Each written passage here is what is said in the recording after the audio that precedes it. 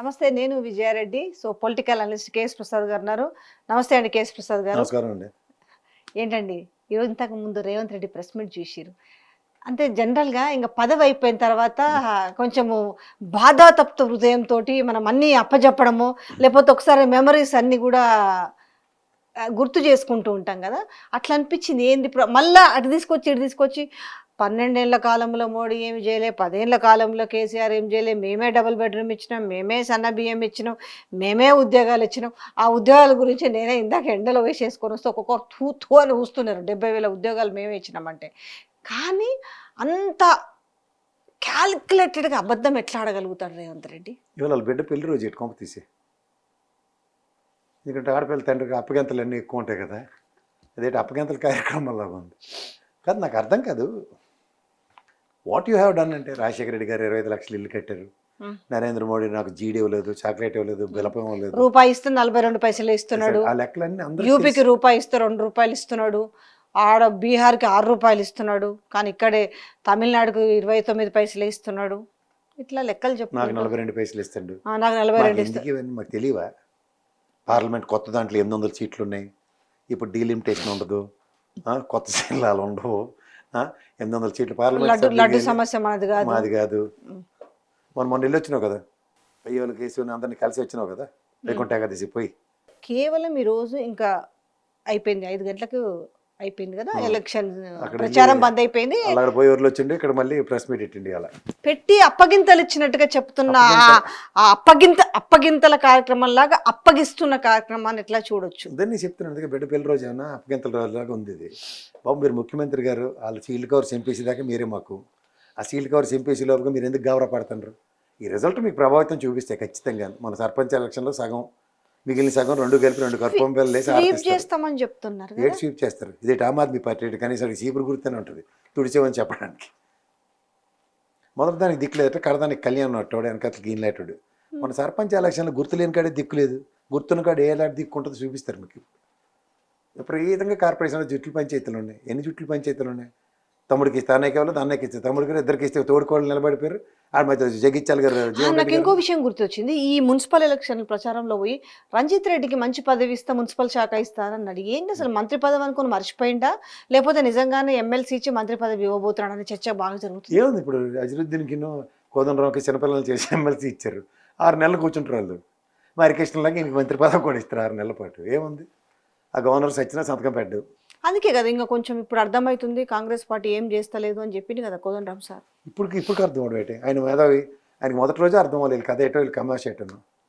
ఆయన కూడా పవన్ కళ్యాణ్ లాగా నాకు అప్పుడు ఉంటే నేను తలుచుకుంటూ రాజ్యసభ వచ్చింది, ఇలా ఏదో పదవి ఏదో ఇచ్చేసి ఉంటే గమ్మున ఉండుందేమో. ఆయన బాధాకరమైన విషయం ఏంటంటే, మనిషి ఆయన పెద్ద మనిషి అక్కడ ఉండి ఇవాళ రేవంత్ రెడ్డి డేట్ చేస్తుంటే నీకు తెలీదా? ఏడిపి వెళ్తున్నాడు ఆయన. మొన్న జాతిపిత గురించి అవసరంలో పక్కన ఉన్నప్పుడు చెల్లిమని మాట్లాడద్దు. అది సందర్భం లేని అవసరం, అది ఎందుకు దాని గురించి మాట్లాడతారు? ప్రజలు ఆయన కీర్తించుకుంటారు, నీకేంది వచ్చిన కష్టం?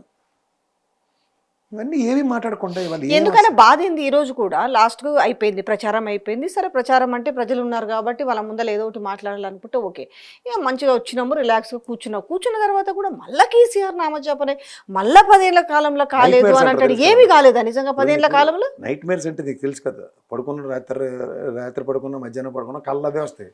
కేసీఆర్ గారి కళ్ళే వస్తాయి. ఆయన 10 ఏళ్ళు పరిపాలించిండు. ఈ 2 ఏళ్ళ పొద్దులో ఎప్పుడైనా ఒక్కరోజు రేవంత్ రెడ్డి గురించి మాట్లాడండి ఆయన? మరి ఇంకేమి స్పెషల్ ప్రివిలేజ్లు ఏమైనా ఉన్నాయా? అసలు దేనికి మాట్లాడు? ఈయన పని నేను చేసుకోవచ్చు. ఆయన జైల్లో పెట్టాలంటే పెట్టగలరు, పెట్టమను చెప్తారు. ఇప్పుడు తెలంగాణ సమాజం ఏంటో అసలు ఇవాళ ప్రెస్ మీట్ సారాంశం ఏంటి? జగన్మోహన్ రాజశేఖర రెడ్డి గారు 25 లక్షలు ఇల్లు కట్టారు, మనం ఎన్ని ఇల్లు కట్టు చెప్పొచ్చు కదా. రాజశేఖర రెడ్డి గారు 25 లక్షలు నియోజకవర్గానికి 4,000 శాంక్షన్ చేసిండట. శాంక్షన్ అడుక్కోవాలి, నాకు ఇచ్చినామని అనడం దానికి లెక్క చెప్పడం అనేసి 5 సంవత్సరాల్లోనూ ఇంకో 10 ఏళ్ళు మేమే పరిపాలిస్తాం, అప్పుడు అన్నీ ఇస్తాం. సచ్చినోడికి సారికా వీళ్ళు ఎందుకు మాకు? మళ్ళీ కూడా ఉద్యోగాల గురించి ఈ రోజు నేను ఉద్యోగుల దగ్గరకు పోయి చేసుకొచ్చినప్పుడు వాళ్ళు మామూలుగా 70,000 ఉద్యోగాలు సంబంధించిన లెక్క పత్రం అన్ని ఎన్ని పేజీలు అయినా సరే నేను తీసుకొచ్చి మీ చేతిలో పెడతానంటున్నాడు. ఎందుకు అది పదే అది కాదని తెలిసినప్పటికీ కూడా? ఇప్పుడు బండ్ల గణేష్లో గోంటే అంటే బ్లేడ్ ఇటు పేక్ కోసుకుంటా ఉన్నట్టు ఈయన కూడా పేక్ కోసుకుంటున్నట్టు కదా. వాళ్ళకి కాంగ్రెస్ వాళ్ళు కొన్నా నానుడు అయిపోయింది, ప్రతి ఒక్కటి పేక్ కోసుకుంటామని. కోసేది లేదు, సచ్చేది లేదు, పేక ఎలాగొతే కదా, ఉద్యోగాలు ఇచ్చేది లేదు, 2 అయిపోయింది. ఆయన మాట్లాడుకుంటుంటే 100 వస్తే నేను పేక్ కోసుకుంటున్నట్టు ఉంటుంది, 99 వచ్చి ఆగిపోయింది బీఆర్ఎస్ పార్టీ. అలాగే ఉంటుంది ఆయనకి. ఇవన్నీ కాదమ్మా. ఇవాళ నువ్వు కార్పొరేషన్ ఎలక్షన్స్ ఉన్నాయి, మున్సిపల్ ఎలక్షన్. 2 ఏళ్ళు నీ ప్రోగ్రెస్ చెప్పాలి కదా. ఈ ప్రోగ్రెస్ని బేస్ చేసుకొని మాకు ఓటు వేయండి అని క్యాంపెయినింగ్ చేయాలి. క్యాంపెయినింగ్ అంతా కేసీఆర్ నాడి పోసుకోవడానికి అయిపోయింది. ఇప్పుడు చెప్పిండు కదా, ఫైనల్ టచ్ లో చెప్పిండు కదా, మీరు 10 ఏళ్ళ దాన్ని చూడండి, రెండేళ్ళ మా పాలన చూడండి, ఇది కంపేర్ చేసుకుని మాకు ఓటు వేయండి అనేసి. సరే కంపేర్ చేయండి. ఎంతకు వెళ్ళిన ఒక కార్ ఆర్టీసీ క్రాస్ రోడ్స్ కాడికి అకాడమీలకి ఏటని ఒక్కొక్కడు ఆర్తపల్లాలు పెట్టినరా చిత్తు అన్నారు. చెప్పు తీసి చూపించారు. మరి ఇంకా మేనిఫెస్టోను కొట్టాలని ఉంది కానీ దాని మీద అక్షరాలు సరస్వతి కాబట్టి మేము చెప్పెట్టి కొట్టలేకపోతున్నాం, కానీ చెప్పుతో సమాధానం అని చెప్పారు. మరి వెట్లని చెప్తే ఏంటైంది? చల్లరైపోయింది. సంజయ్ రెడ్డి అమ్మకి ఏడు చెప్పింది, మా మీరు స్టాడీలు చెప్పి మీనాక్షి అమ్మ చెప్పు పోయి సారీ చెప్పారు అని చెప్పింది. సారీ ఎవరికి చెప్పాలి? మా మేనిఫెస్టో గురించి ఎవడో పెట్టాలన్నా నువ్వు ఎవరైతే మాకేంది తగరాలు పడుతున్నావా మాది ఇది ప్రభుత్వం చెప్పాలి, కానీ సారీ ఎందుకు చెప్పిస్తున్నారు అంటే దాచర తప్పు దండాలతో సరైనట్టు. వీళ్ళు చేసిన తప్పులకి సంజయమ్మని పంపించి సారీ చెప్పేస్తే సరిపోద్దా?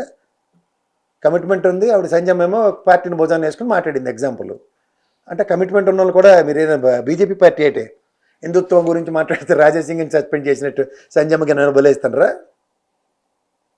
వీళ్ళు చేయని దానికి పని చేయలేదు, అది ఒప్పుకున్నారు కదా. ఖచ్చితంగా వెట్లనికి సారీ చెప్పారంటే ఖచ్చితంగా వీళ్ళు ఏం చేయలేదని ఒప్పుకున్నట్టే. ఎందుకంటే నేను మేనిఫెస్టోకి పడేయాలి అనిపించింది నేను, అవునా కదా. మేనిఫెస్టోకి పడేయాలి అనిపిస్తే వీళ్ళు విద్యా బుద్ధులు చదువుకుంటారు పిల్లలు కాబట్టి సరస్వతి అక్షరాలు ఉంటాయి కాబట్టి మేము కొట్టమన్నారు. వెట్లని చదువు అయిపోయింది కదా, కొట్టిండు. మరి సారీ చెప్పాలి, ఎవరు చెప్పాలి? ఈయనతో సారీ చెప్పించుకోవాలి కదా. రివర్స్ వీళ్ళు సారీ చెప్పారంటే ఇది ఎత్తిపోతల పథకమైన అర్థమైనా కదా. మరి 2 ఏళ్ళ ప్రోగ్రెస్ అక్కడే తేలిపోయింది కదా.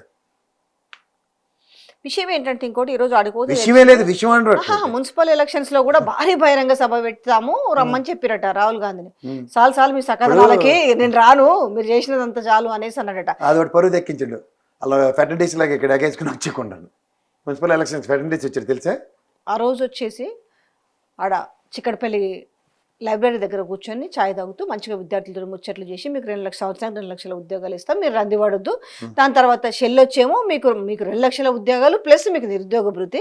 ఈయన వచ్చేసేమో మీరు ఓటేరి గెలిపించుని మీకు మాత్రం మేమున్నాం, వాళ్ళని నమ్మకపోయినా మమ్మల్ని నమ్మి అని చెప్పేసి నమ్మించిపోయిన తర్వాత ఈరోజు అత్తాపత్తా లేకుండా పోయిన తర్వాత పాపం ఈయనేమో మాట్లాడే పరిస్థితి లేదు. వాళ్ళ పరిస్థితి ఏం చేయాలా?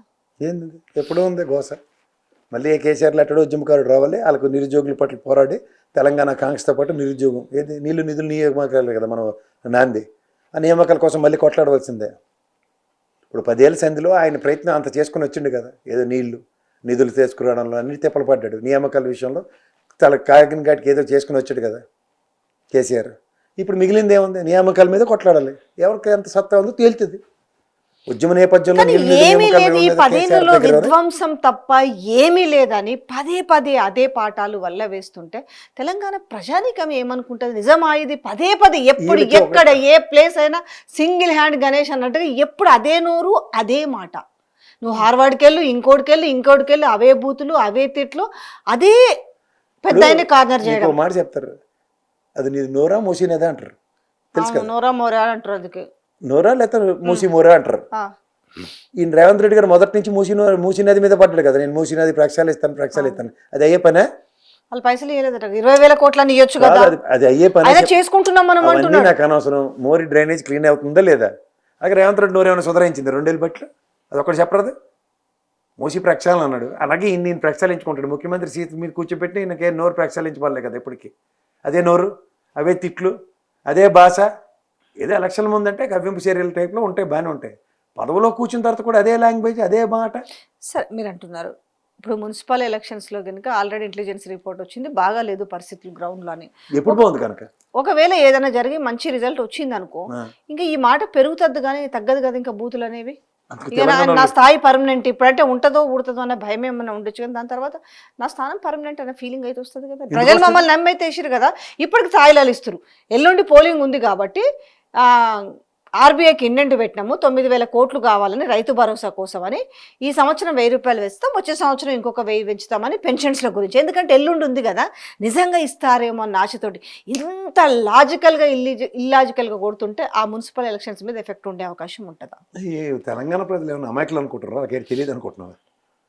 మొత్తం చూస్తారు, కర్రు కాల్చి వాత పెడతారు సరైన టైంకి. నువ్వు చూస్తుండే రేపు ఎలక్షన్ రిజల్ట్స్ చూస్తే అప్పుడు మాడదాం. అయిపోయింది, ఇంకేముంది. 11వ తారీఖు 13వ తారీఖు రిజల్ట్. ఎక్కడికి వెళ్ళిపోతారు వీళ్ళు? 2 ఏళ్ళు ప్రోగ్రెస్ రిపోర్టే కదా ఈ ఎలక్షన్స్ అన్నీ. బై ఎలక్షన్లు ఏవో చెప్తూ ఉంటారు. బై ఎలక్షన్ రిజల్ట్స్ రెఫరెండం అంటే అది వేరే ఉంటుంది. ఇది రెఫరెండం కాదు, ఇది క్షేత్రస్థాయిలో ప్రతి నియోజకవర్గాన్ని ఆల్మోస్ట్ అన్ని ప్రభావితం చేసే అంశాలే కదా. 7 కార్పొరేషన్లు, 119 మున్సిపాలిటీలు, 116 మున్సిపల్ 116 ఇప్పుడు 120 ఉండే కానీ అయితే దాంట్లో కొంత ఏదో కోర్టులో ఇది ఉండి 116 మున్సిపాలిటీలు, 7 కార్పొరేషన్లు. ఇంకా ఆల్మోస్ట్ స్టేట్ అంతా ఎలక్షన్. 7 కొట్టుకొస్తామని చెప్తారు కార్పొరేషన్. ఇదేమైనా యాడ్ అనుకునేటే 7 కాంపిటీషన్ అయితే 7 గ్యారంటీ గెలుస్తారు. మీరు ఏడుస్తూనే ఉంటారు. మా ప్రభుత్వ పథకాలే మమ్మల్ని గెలిపిస్తాయి అంటారు కానీ ఇంత కాన్ఫిడెంట్ అంటే నిజంగా వాళ్ళ మనసాక్షికరో తెలిసి ఉంటుందా? అరే మనం ఏం చేయలేదు అయినా మనం ఇక్కడ వచ్చి మీడియా ముందు చెప్తున్నాం కానీ ప్రజల ఆలోచన కనీసంగా వాళ్ళకన్నా ఒక తెలివితోటి ఆలోచిస్తారన్న సోయి కూడా లేదంటారా ఇప్పుడు ఇలాగ? సోయి అంటే ఇలాగెందుకు మారుతారు? సోయినోడు ఎవడన్నా మారుతారా? అసలు సంక్షేమం ఎవరికైనా అందించినరా అన్న దాని మీద ప్రశ్నకి సమాధానం ఏది? సంక్షేమం ఎవరికి అందిందిరా భయ? మీరు చెప్పిన ఏమైనా అందినాయి అంటే తులం బంగారంకి రేటు సంగతి చెప్తారు. ఇప్పుడు మనకి తెలియదు రేట్ ఎంత ఉందో. గాలి కబుర్లు అనేవి ఆడపిల్లలకు డబ్బులు ఇచ్చేస్తామన్నారు. ఏదో ఎంత ఇచ్చిండ్రు? నిరుద్యోగులకు ఉపాధి కల్పించేస్తారు. ఇప్పుడే వెళ్ళి వచ్చినావు కదా ఇంటర్వ్యూలు చేసి, ఏం చెప్పిండ్రు ఒక్కొక్కడు? ఇవన్నీ కొట్టొచ్చినట్టు కనబడుతుంటే ఎంతసేపు ఆరోగ్యశ్రీ పెంచాం, ఉచిత బస్సు ఇచ్చాం తప్ప ఇంకేమైనా మాడగలుగుతున్నారు? సన్న బియ్యం ఇచ్చాం. ఒడ్లు విపరీతంగా పడుతుంటే సన్న బియ్యంకి ఇంకేటి చేస్తారు? దొడ్డు బియ్యం ఓడపా ఉండేస్తాడు తెలంగాణలో. అదే కదా మొత్తుకుంటారు, సన్న బియ్యం ఏకండ్రా బాబు అని బతిమాలుతుంటారు కదా. అంటే వీళ్ళు కూడా ఏం చేశారు అంటే తెలివిగా బోనస్ కూడా మీకు సన్న బియ్యానికి ఇస్తామని చెప్పేసరికి చచ్చుకుంటూ సన్న బియ్యం పండించాల్సిన పరిస్థితి వస్తుంది. దొడ్డు బియ్యం ఎందుకు పండిస్తారంటే దిగుమతి ఎక్కువ వస్తుంది కాబట్టి, పంట ఎక్కువ వస్తుంది కాబట్టి దొడ్డు బియ్యం ఎక్కువ పండించేవాళ్ళు.